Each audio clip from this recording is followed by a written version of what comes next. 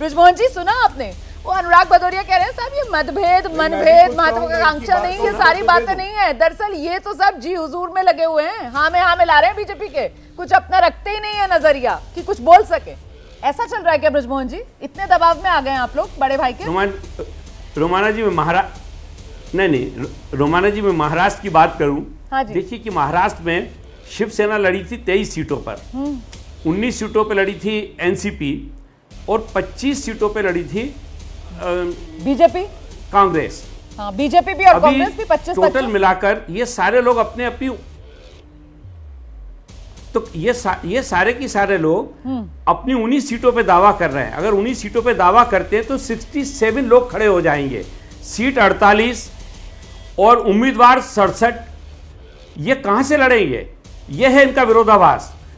हर आदमी, हर पार्टी का नेता ये बोल रहा है कि जितनी सीटों पे हम पिछली बार लड़े थे उतनी ही सीटों पे हमको अपने उम्मीदवार खड़े करने हैं। बृजमोहन जी आपने ये गणित बैठा दिया, 48 सीटें, आपने ये गणित कहां से बैठा दिया? एनसीपी तो आप खुद ही दावा करते हैं सारी आपके साथ चली गई, अब शरद पवार के साथ कहां वो 19 सीटों पर दावा करेंगे? वहां का फॉर्मूला तो सामने आ रहा है, उसको छोड़िए सर। आप, मैंने आपसे सवाल ही नहीं पूछा इंडिया गठबंधन सीटों को लेकर, मैंने आपसे सवाल आपको लेकर पूछा। आप मैं आपसे कहना चाह रहा हूं कि होने का दावा करते हैं, जो अनुराग भदौरिया ने यहाँ पर सवाल उठाया कि साहब मनभेद, मतभेद, महत्वाकांक्षा, ये सब जो कह रहे हैं सिर्फ बातें हैं। वो कह रहे हैं कि दरअसल इनकी मजबूरी है हाँ में लाना बीजेपी के, वरना तो ये सर्वाइव ना कर पाए। ये चल रहा है क्या? बिल्कुल नहीं।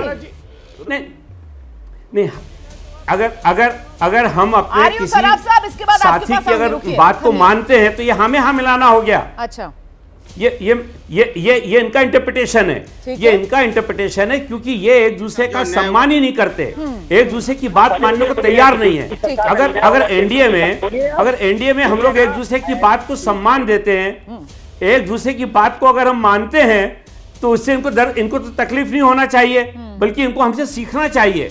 अगर ये शायद सीख लें तो हो सकता है इनके विवाद कम हो जाएं कुछ। परफेक्ट। इन विवादों के चलते पूरी देश की जनता देख रही है कि आईएनडीआई है कि साहब लोकतांत्रिक माहौल है हम लोगों के यहाँ, मजबूत क्षेत्रीय दल है, लेकिन सुना आपने बृजमोहन जी कह रहे हैं कि इतना ज्यादा लोकतांत्रिक है, डिसिप्लिन अगर आ जाए रोमाना जी, इतना ज्यादा लोकतांत्रिक है कि अभी तक तय नहीं कर पा रहे। ठीक है सर, ठीक है, तय नहीं कर पा रहे हैं। ये लोकतंत्र, अति लोकतंत्र, यही नुकसान न पहुंचा दे। राजीव जी आइए।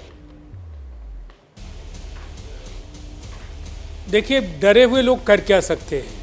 इन्हें अपने गठबंधन में जोड़ने के पहले प्रधानमंत्री नरेंद्र मोदी ने क्या कहा था? 70,000 करोड़ के घोटाले का आरोपी। अब ये अलग बात है कि उसके बाद ये आ गए। अब इन्हें केवल सीटें नहीं चाहिए, इन्हें ईडी के कहर से भी बचना है, सीबीआई के छापों से भी बचना है। और भारतीय जनता पार्टी का तो ये चरित्र है, या तो प्रधानमंत्री जी उस समय गलत थे या प्रधानमंत्री जी आज गलत हैं, दो में से एक गौरव भाटिया को स्वीकार कर लेना चाहिए। और इन्होंने विधायकों के बारे में कहा, मैं तो बड़े नेताओं की बात करता हूं।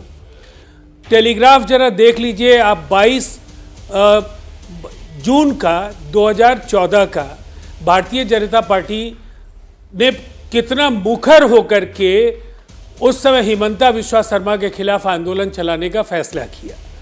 हिमंता विश्वा शर्मा के वाटर स्कैम को लेकर के बीजेपी की पार्लियामेंट्री पार्टी में काफ़ी हंगामा हुआ, इन्होंने बाकायदा पैम्पलेट्स छपवाए, आंदोलन इनका हुआ। लेकिन हिमंता विश्वा शर्मा के यहाँ न कभी ईडी गई, न कभी उसका कोई असर दिखा, और इनके तारनहार न केवल असम बल्कि पूरे उत्तर पूर्व में इनके तारनहार बन गए।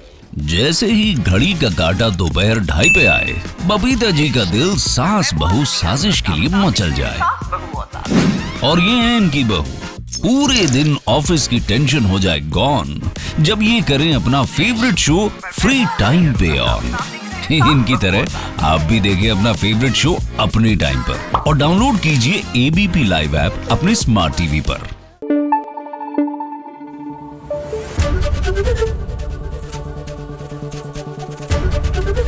एबीपी न्यूज आपको रखे आगे।